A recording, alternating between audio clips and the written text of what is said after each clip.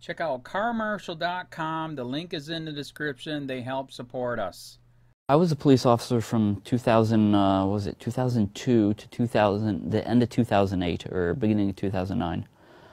And I left because of the outright blatant criminal activity in the American law enforcement system. So initially I was working in a predominantly upper class white neighborhood, and I got a transfer to a very high crime area.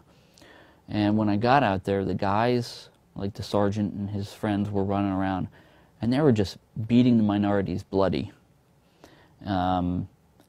Like to the point where their faces were fractured. And they'd take pictures of these people and they'd post those photos on Facebook and brag about, you know, how these people would fall down the stairs, or how he would have, one guy said, I would have beat him more, but his child was watching.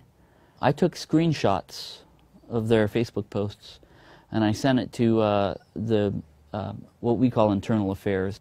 If it's a complaint that comes from within the department, they go after the people that made the complaint because they don't want who they deem troublemakers. So I left. After I quit being a police officer, I started my own business, but I also started a forum called PBSO Talk. At that point it was pbsotalk.com, that gave good police officers an anonymous voice where they could air their complaints about criminal activity that was taking place in their department. Not even I would have access to the IP addresses or anybody's information. I wouldn't know who was posting anything. So when they came around and asked me or gave me a subpoena saying, we demand you tell us who told about this investigation taking place, the only answer I could give them is, I'm sorry, I don't know that information. I don't keep any record of it. And they hated it. They absolutely hated it because I was getting some really, really incredible information. Child molestations, where police officers would molest children or try to meet underage girls in parking lots. The elected sheriff of Palm Beach County got caught stealing guns out of evidence to plant on black people. That only came out after my website was set up. And of course, American law enforcement didn't like it, so they investigated me for 6 long years. Finally made up a reason to come into my house and seize all my assets and everything that I own. First time I came to Russia, it was a vacation. You know, I came to meet somebody I met on the internet, a very nice lady. And when I got back, apparently they had been hacking into my phone. It's amazing what you can do and what you can find out. Social media, like Facebook? Oh, absolutely. You would be surprised. And you would be surprised on what you can find off of your phones and certain cameras with GPSs. Really? For instance, that creep that has that PBSO talk, the guy named John Mark Dugan. He went to Russia and he started using this camera to take pictures of himself with that Pavel Bourdain and some other people. We had the pictures before he ever published them, and we knew where he was at. You're kidding me. Nope, had them. They were like making up these crazy allegations that I was a member of like some organized crime ring in Russia. The year before, I had recordings where they were talking about if they ever got me in jail, I was never going to make it out. I'd be killed or something tragic would happen to me, and they'd throw a barbecue in celebration. And so the day they raided my home, I knew I had to leave. My first inclination was to rent a boat. So I started walking around the Keys looking for a suitable boat that would get me to Cuba. And I hadn't turned my phone on until I got down to the Keys.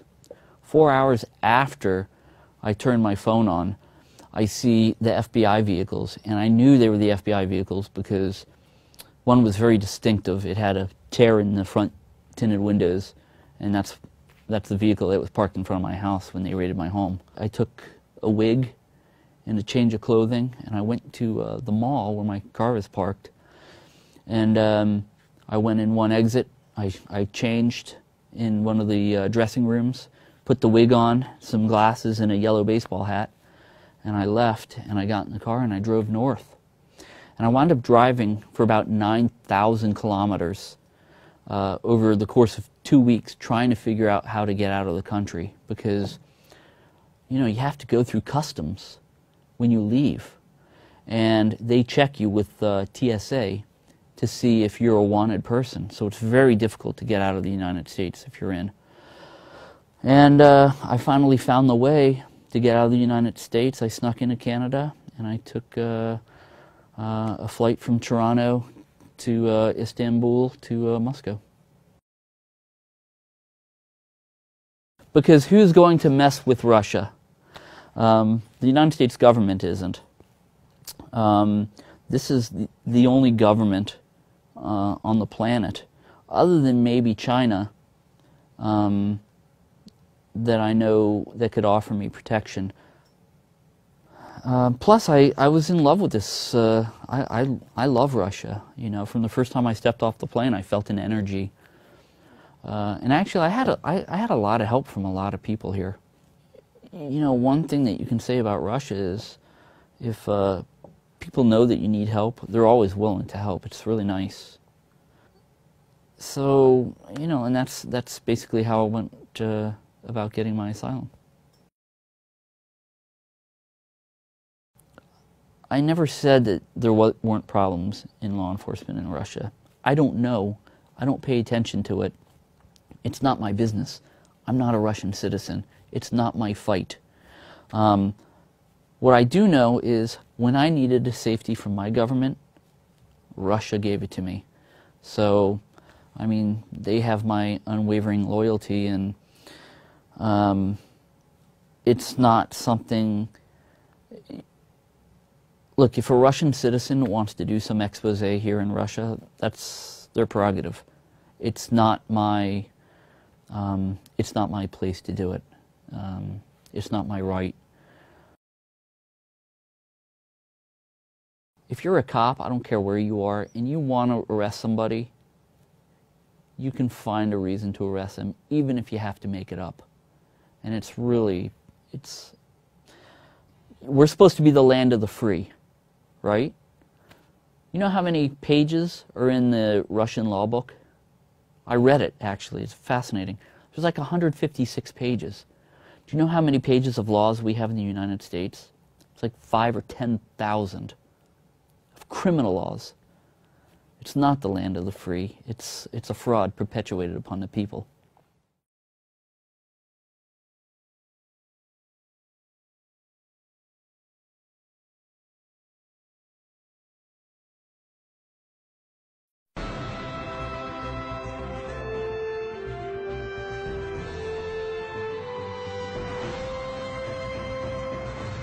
Does the government work for us, or do we work for the government? Tonight, what if the Constitution no longer applied? What if the whole purpose of the Constitution was to limit the government? What if Congress's enumerated powers in the Constitution no longer limited Congress, but were actually used as a justification to extend Congress's authority over every realm of human life? What if the president, meant to be an equal to Congress, has instead become a democratically elected, term-limited monarch?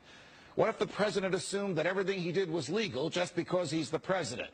What if he could interrupt your regularly scheduled radio and TV programming for a special message from him? What if he could declare war on his own? What if he could read your emails and your texts without a search warrant? What if he could kill you without warning? What if Supreme Court justices no longer looked to the Constitution to determine the constitutionality of a law, but rather simply to what justices who preceded them thought about it? What if the rights and principles guaranteed in the Constitution have been so distorted in the past 200 years as to be unrecognizable by the founders? What if the 50 states were no longer sovereign entities, equals to each other, and parents of the federal government they voluntarily constituted? What if the states were mere provinces of a totally nationalized and fully centralized government? What if the Constitution was amended stealthily, not by constitutional amendments duly ratified by the states, but by the constant and persistent expansion of the federal government's role in our lives? What if the federal government decided if its own powers were proper and constitutional? What if the Constitution were no longer the supreme law of the land? What if you needed a license from the government to speak, to assemble, or to protest against the government? What if the government didn't like what you planned to say, and so it didn't give you the license? What if the right to keep and bear arms only applied to the government? What if posse comitatus, the federal law that prohibits our military from occupying our streets, were no longer in effect? What if the government considered the military an adequate dispenser of domestic law enforcement? What if cops looked and acted like troops and you couldn't distinguish the military from the police? What if you were not secure in your person, in your papers, and in your property? What if federal agents could write their own search warrants in defiance of the Constitution? What if the government could decide when you were and were not entitled to a jury trial? What if the government could take your property whenever it wanted? What if the government could continue prosecuting you until it got the verdict it wanted? What if the government could force you to testify against yourself simply by labeling you a domestic terrorist? What if the government could torture you until you said what the government wanted to hear? What if people running for president actually supported torture? What if the government tortured your children to get to you? What if government judges and government lawyers intimidated juries into convicting the innocent? What if the government could send you to your death and your innocence meant nothing so long as the government's procedures were followed? What if America's prison population, the largest in the world, was a cruel and unusual way for a country to be free? What if half the prison population never harmed anyone but themselves? What if the people had no rights except those the government chose to let them have? What if the states had no rights except to do as the federal government commanded? What if our elected officials didn't really live among us, but instead all had their hearts and homes in Washington, D.C.? What if the government could strip you of your rights because of where your mother was when you were born? What if the income tax was unconstitutional? What if the states were convinced to give up their representation in Congress? What if the government tried to ban you from using a substance in your body that is older than the government itself? What if voting didn't mean anything anymore because both political parties stand for big government? What if the government could write any law, regulate any behavior, and tax any event? The Constitution be damned. What if the government was the reason we don't have a Constitution anymore? What if you could love your country but hate what the government has done to it? What if sometimes to love your country you had to alter or abolish the government? What if Jefferson was right? What if that government is best which governs least? What if I'm right? What if the government is wrong? What if it is dangerous to be right when the government is wrong? What if it is better to perish fighting for freedom than to live as a slave? What if freedom's greatest hour of danger is now?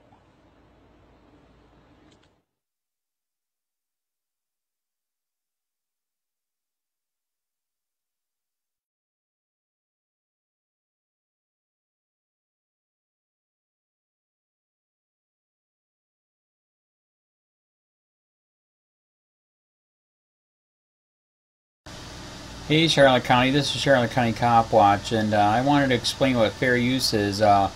You can use pieces of news articles if you're doing it for news reporting, you have commentary, and you're doing it for education purposes. So that's what fair use is, as you can see right here. Another reason why I wanted to make this video is to let you know I have just joined with Patreon. A nice thing with Patreon, I make no money on YouTube. They took the money away years ago, and so this is another way to give, and it's a nice thing too because you can give monthly. You can give $1, $5, $10, whatever. I do 4 to 5 hours a day on trying to wake the sheeple up on how corrupt it is and different ways that you can fight the corruption. So Patreon is a way that you can do it, and then of course the old way is still there. Donate to Charlotte County Cop Watch with PayPal or credit card. So keep that in mind. 4 to 5 hours a day. I make no money, but the corruption happened to me and I'm sick of it, so I'm trying to wake people up. But my wife would love it if some, if we could get some help out there. There's 47,000 subscribers. just think if each one of you subscribers just gave a, let's say, actually, yes, $1 a month. 47,000 subscribers gave $1 a month. That would be awesome. That's not going to happen. But anyways, that would be great if it did happen. But, you know, do the math in your head. Just think about it. Like I said, 4 to 5 hours a day. I get no money from YouTube. YouTube has gone nuts. You can't do anything anymore. They're taking the money away everywhere. So these are a couple different ways that you can still help out with all this time that I put in. And as you know, I'm in a special situation where, you know, at least I can do it. You know, 4 to 5 hours a day. We have a cleaning company during the day. That's what allows me to do this, and we're debt free. So this is my hobby. I don't go fishing and all that other crap. I try to save the world. So help me out to make the wife happy, man. In fact, if you guys did give $1 a day, and there was 47,000 of you, and you did it, and each of you gave $1, and that was every month, oh my God, yes, I could quit. I could start suing them. Another idea, too, that we have is, you know, if I got, you know, some funds, we could actually contact everyone that has been ticketed and or arrested and put in jail and start sending them postcards to let them know we're here, and to see if everything went all right, and if it didn't, find out their story. So we could even do more investigations and more lawsuits. Lawsuits take money. So just think about that. You know, 47,000 of you so far right now. You know, $1 a day. I mean, $1 a month on Patreon, or $5 a month Patreon, 10, 20, whatever. Just do the math in your head. Help out. This is a lot of work every single day. Thanks.